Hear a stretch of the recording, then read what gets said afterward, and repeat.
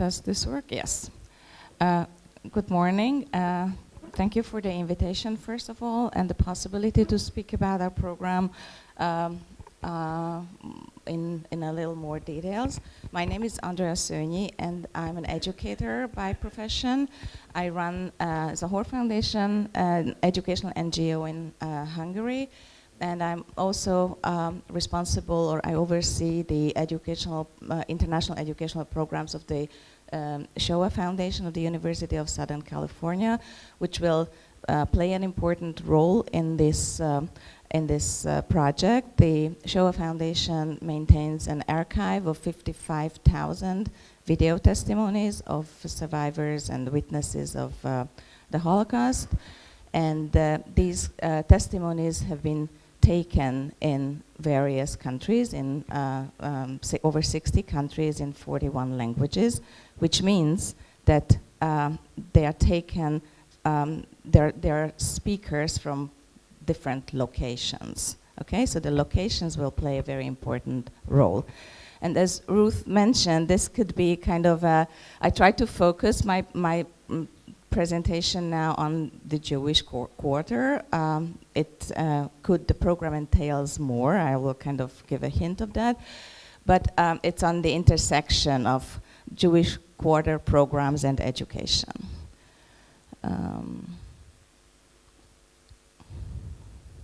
Okay, so before I start, let's talk a little bit about how we understand historical sites and how do they relate to education. So we understand these sites in a really broad sense. We believe that everything where things happened could be considered a historical site. That is, could be a precious educational point or educational place for educational experience. However, there are a couple of questions that we need to ask, and we have heard several presentations about how to present something which is not there. And I think in our context it is very, very important. I think the void is a site. It's very important to embrace the void, to include the void in our educational program or educational kind of thinking. And when I speak about education, although the main focus for us is really young people, students, but I also kind of apply it in a broader sense. Education can be adult education as well. Another important point to consider is why are we visiting these sites? So what is the purpose? Is there anything that makes us take students or people to those sites? And I have to differentiate here, as an educator, I have to differentiate here very clearly between commemoration and education. And this is a mistake that is often kind of a trap, I would say, that educators often go to, where they think that taking a group to a memorial site or a Jewish site is education in itself. When we speak about education, we need to have very clear pedagogical objectives and learning outcomes. So why are we going there? What do we want to achieve? And we have to set up the program in a way that this thing is achieved, this goal is achieved. And it's not enough to say, well, we took the audience there and we told them. It's not kind of by chance or by accident that they would take something from it. And then this is a whole other question, what do we want them to take from that? In these photos, you can see images of our program that I will speak about, the local history walks and eye walks. I just want to point this photo out because I'm going to focus on the program run in the Jewish quarter, but we also have walks, educational walks to places like the Shoes Memorial by the Danube, which is a killing site, which is a memorial site and a historical site, and there are lots of things to discuss there as well. Okay, so what is the history behind these local history walks? Zachor Foundation started these walks about 10 years ago in the Jewish quarter of Budapest. We trained peer guides, so we used the method of peer guiding. These peer guides went through a training, and they started to guide other school groups. At that point, this was there is when we talk about peer guides, there is also a larger chance for interaction, which will play a very important role later on in this presentation.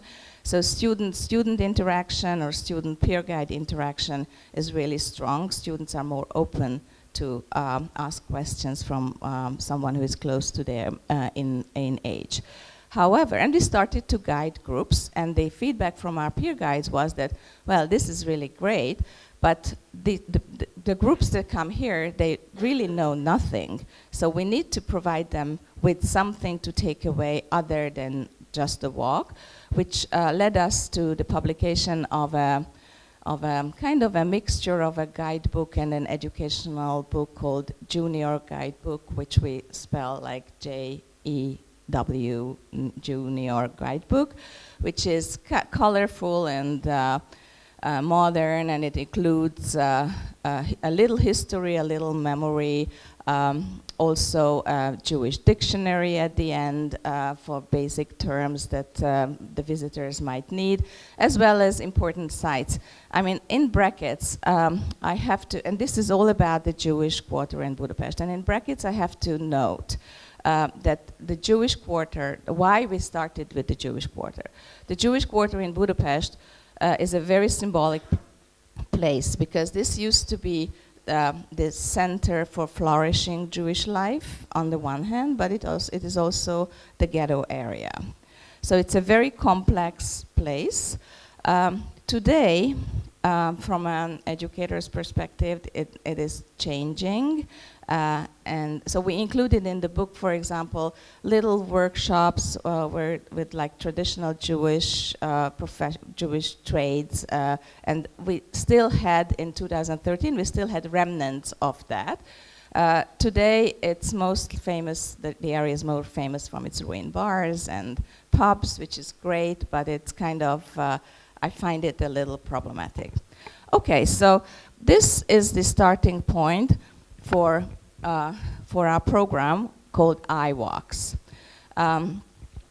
With the testimonies that I mentioned, the testimonies of the USA Shoah Foundation, we developed a program which is an educational program of the Shoah Foundation delivered in Hungary by Zachor, which kind of triangulates the geographic location, the personal story, and the pedagogical context. What does that mean? So we do research in the archive among testimonies, and we pick locally relevant testimony clips, very short clips, and include these clips in the walks. The clips, we give the visitors tablets, so we provide them with digital tools, but we also, and I'll come back to it, we also developed a downloadable mobile app that they can use from their smartphones. The idea is not to illustrate anything. That's also something very, very important to stress. So we're not using the clips to illustrate what they see. We use the clips to open up discussions, to develop their critical thinking skills.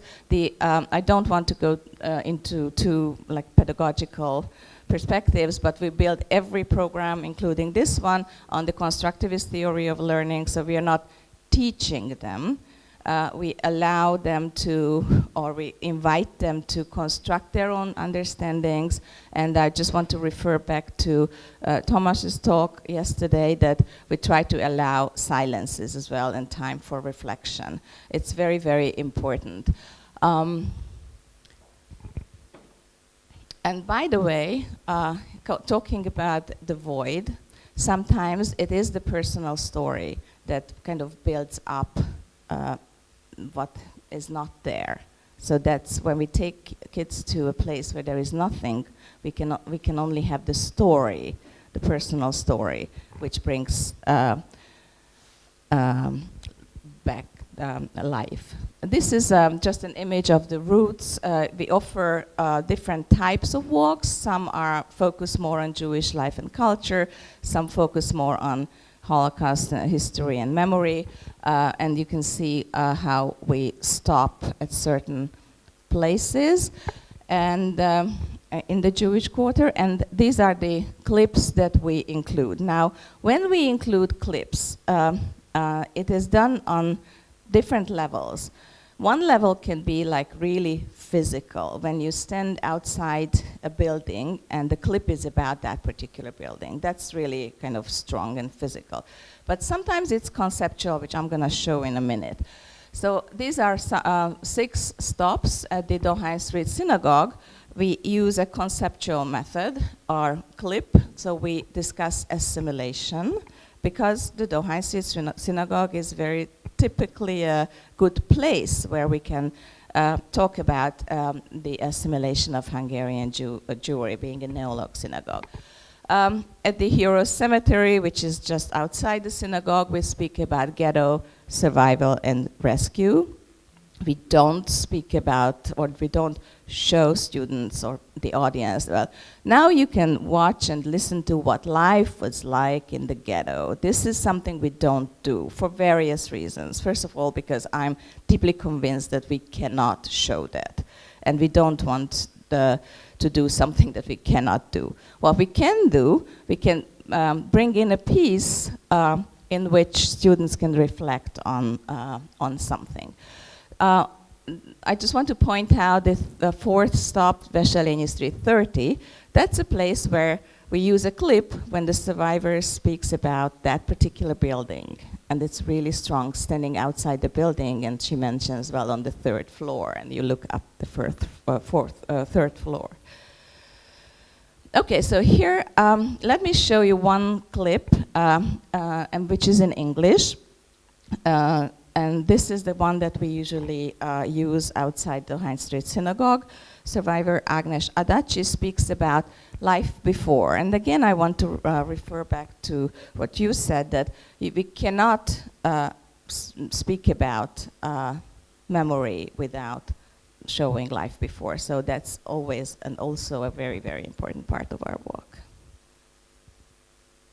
I had a wonderful walk with friends. I was never asking anybody, are you Jewish, are you Christian, with friends. I knew I was a Jew, but my father, who didn't believe in Jews, he was the one who ran away from the game by me. They were using a note for his father. He stayed expensive, and I'm throwing it anywhere, then he came back. And so my mother, on the other hand, was Louise, who put on the candles at his father's house. And so my father knew the only word to them, and bless. And he would take my hand and say, so every Friday night we stood every time at the candles. And then Christmas was the big deal in father's house, that all the employees should come to our house, because that's not very religious and should be giving. And that's really like a 6-week Christmas tree. And we would have the presents and the money that the employees there. So I grew up with a Christmas tree. And even today, when we have Christmas without a little tree, doesn't mean religion, just beautiful. We had, as I said, lots of Christian friends, and good and out of that, and they come to our house, take piano and mix the music, and so I just grew up, I didn't know difference. Okay, so I'm not going to go into the analysis of this clip because it is very, very complex, but we do a little analysis during the walk about this with pre and post questions. Yeah, okay. Which I'm going to skip. So this is a little overview of the educational kind of background. We provide information. There is a cognitive element in the walks, but we also deeply build on the affective layer and the critical thinking development, and also for the audience to see where am I in this story, what do I do with it, rather than just conveying information. The method, a few words about the method. So we do the walks physically. It could be like guided walks. It could be offline using tablets. It could also be done virtually. This is the images from the U.S. Issue Foundation's Eyewitness portal, which is an educational portal. So we upload now walks so that students can do these, or the audience can do this virtually if they don't have the capacity or ability to go there. But we also have an online version through the iWalk Shoah downloadable app, which looks somehow like this. So we have little descriptions, mapped video, and also questions to reflect on pre and post watching. Also, we have it for the Warsaw Ghetto, because we are extending. We don't do this only in Budapest or Hungary.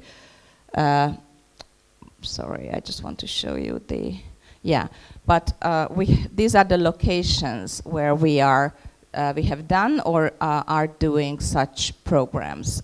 In Hungary, you see ongoing programs we have in 10 locations, and other 10 under development, and then you can see all the other locations. It is especially important, as I see in Hungary, in the countryside, where there is no Jewish community, no Dohány Street synagogue, no Jewish quarter, no knowledge. And bringing back these stories to the local audience, when a survivor speaks about the very school which he attended, and the students attend the same school. I mean, this is really something that students understand, that Jewish life happened there. It's not an abstract phenomenon somewhere, and the Holocaust happened there around the corner and not somewhere in a different country. Some images, and thank you for your attention. I'm open for questions.